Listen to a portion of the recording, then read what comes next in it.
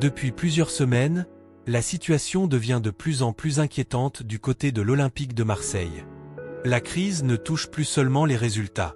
Elle touche désormais le cœur du club, le vestiaire. Et aujourd'hui, une nouvelle question commence à inquiéter les supporters. Certains joueurs pourraient-ils quitter Marseille?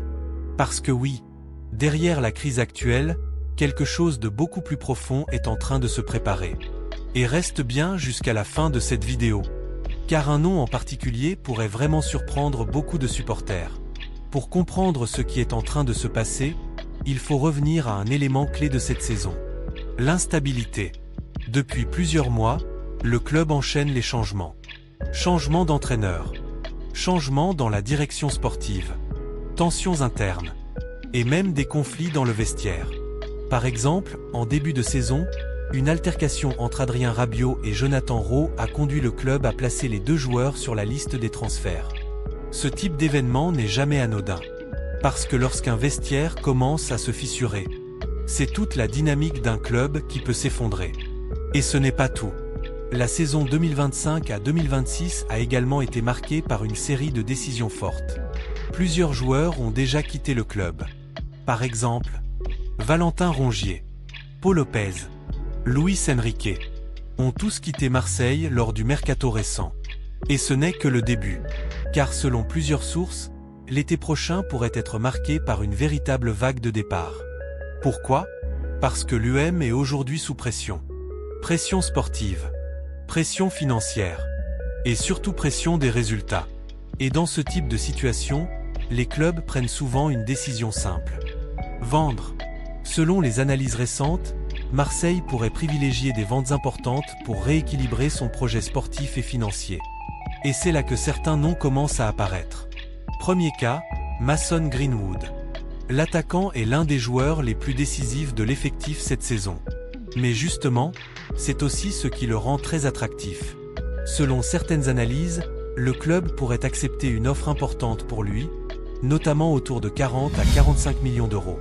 Et dans un contexte de crise, ce type d'offre peut devenir difficile à refuser. Deuxième cas, les joueurs expérimentés. Des joueurs comme Pierre-Emerick Aubameyang, Geoffrey Kondogbia, Geronimo Rulli arrivent en fin de cycle.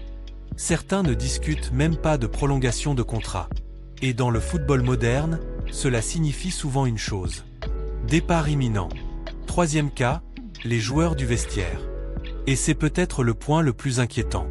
Parce que dans une équipe, le plus important n'est pas seulement le talent. C'est l'équilibre. Or aujourd'hui, plusieurs signaux montrent que cet équilibre est fragile. Tensions internes. Manque de confiance. Instabilité du projet. Et lorsque les joueurs commencent à douter, ils commencent aussi à envisager un départ. Mais alors, que se passerait-il si plusieurs joueurs quittaient le club en même temps? La réponse est simple. Marseille devrait repartir de zéro. Car malgré la crise, l'effectif actuel reste compétitif. Avec des joueurs comme Greenwood, Acherk, Pexao, le club possède encore une base solide. Mais si ces joueurs partent, c'est toute la structure de l'équipe qui pourrait s'effondrer. Et c'est là que la situation devient critique. Parce que Marseille n'est pas un club comme les autres. C'est un club qui vit avec ses supporters. Un club qui a besoin d'énergie, de stabilité, de passion. Mais aujourd'hui, cette stabilité semble avoir disparu. Et pourtant, tout peut encore changer. Car dans le football, une décision peut tout transformer.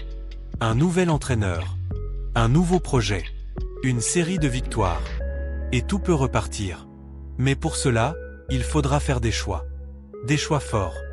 Garder certains joueurs. En laisser partir d'autres. Reconstruire un vestiaire. Et surtout, redonner une direction claire au club. Parce que sinon, le risque est énorme. Perdre des joueurs clés. Perdre la confiance. Et entrer dans une crise encore plus profonde. Mais il y a un dernier élément à prendre en compte. Un élément souvent sous-estimé. Les supporters. À Marseille, ils peuvent tout changer. Ils peuvent pousser une équipe. La relever. La transformer. Mais ils peuvent aussi accentuer la pression. Et aujourd'hui, cette pression est énorme. Alors la vraie question est maintenant la suivante. Marseille doit-il vendre pour reconstruire? Ou garder ses joueurs pour tenter de sauver la saison? Une chose est certaine. Les prochaines décisions vont être déterminantes. Parce que cette crise pourrait marquer un tournant majeur dans l'histoire récente du club. Mais ce n'est pas fini.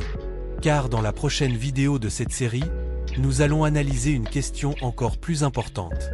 À quoi pourrait ressembler le nouveau Marseille après cette crise? Et tu pourrais être surpris par la direction que le club pourrait prendre. Alors si tu veux comprendre la suite de cette histoire, abonne-toi dès maintenant pour ne rien rater.